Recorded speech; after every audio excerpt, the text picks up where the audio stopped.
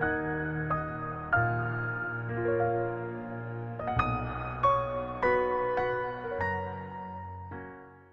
and welcome to Epiphytic Cacti.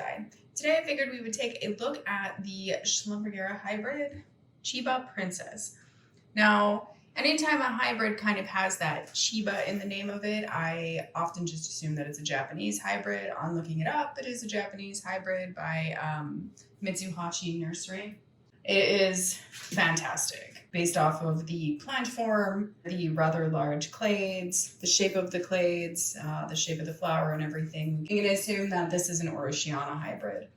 It has proven to be pretty florivorous. It seems to really like to bloom. It's got two more little buds over here, and it's got these two little flowers off of what is a fairly small plant. Also a good grower. This has been growing really well. Something else that I have actually kind of noticed about, I keep noticing some kind of interesting things about these Orosiana hybrids, especially because I didn't start collecting Schlumbergera until, maybe a little over a year ago. So it became kind of an interesting thing to me because these Orosiana hybrids are so fascinating just in how quickly they grow and how free flowering they are. They're just really wonderful, excellent hybrids. Schlumbergera particularly I do find to be a little bit easier care, particularly when they're hybrids. And so far, I actually think that the Orosiana hybrids are the easiest care. They're clades, they get just a little bit kind of wilty or whatever when they need water. You give them water, they plump right back up. They just seem to be very happy kids. Very easy care, very happy kids.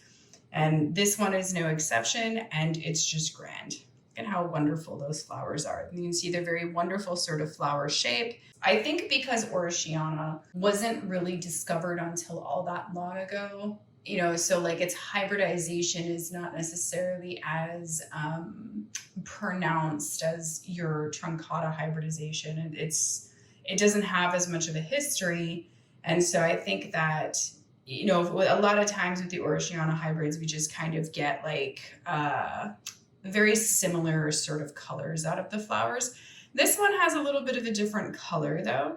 And you can tell that like now as time has been going on and more Orosiana hybrids are being hybridized, you can actually kind of see the difference. You can see the colors kind of changing. You can see little bits of yellows popping up in the flower. Actually, I think there is a yellow Orosiana hybrid, if memory serves. I think I kind of saw that the other day when I was floating around somewhere. So this one does have a little bit of a different color. Usually it's just kind of that, on the outer petals there will generally be kind of like your kind of fuchsia, reddish fuchsia color, and then towards the inner petals it will have a very strong sort of whitish mid-striping kind of going on the inner petals. This one's a little bit different. This one is a different shade of pink.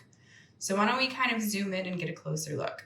There we go. So here in a little bit of a closer look, you can see what I'm talking about. The inner part of the petal, it's got a kind of a pearlescent sheen there. And it is a light whitish color. You can see that towards the outside, it goes into kind of a pinkish sort of reddish color. It's pink. It's definitely pink. It's definitely not red, but it's a kind of a vibrant sort of, I don't exactly know what color of pink that is. It's kind of an odd pink. But it's a darker pink. It's kind of a lipstick kind of pink. I know that lipstick comes in tons of shades, but classic lipstick pink. We'll go with that. It's got a really pretty shape. These petals here, they do actually kind of curl up a little bit. We'll see that on the other flower too. You can see they do kind of curl up a little bit, so they don't kind of keep that wide form for the entirety. You can see how beautiful, the flower is hooded. These petals come down like this, really gorgeous. I really just love the Orosiana sort of hybrid flower forms. They're so pretty. They're kind of wild, but they're just huge and just gorgeous. So if we take a look at the other flower, there you go. You can see these petals kind of curling like this. So they have the appearance of being a little bit more narrow. These flowers, I think at this point are about 3 days old. They are a little bit wider open than I think when they initially opened. She is definitely one of my favorites. I hope that you've enjoyed the Schlumbergera hybrid Chiba Princess as much as I have. Thank you for watching, and happy cacti growing.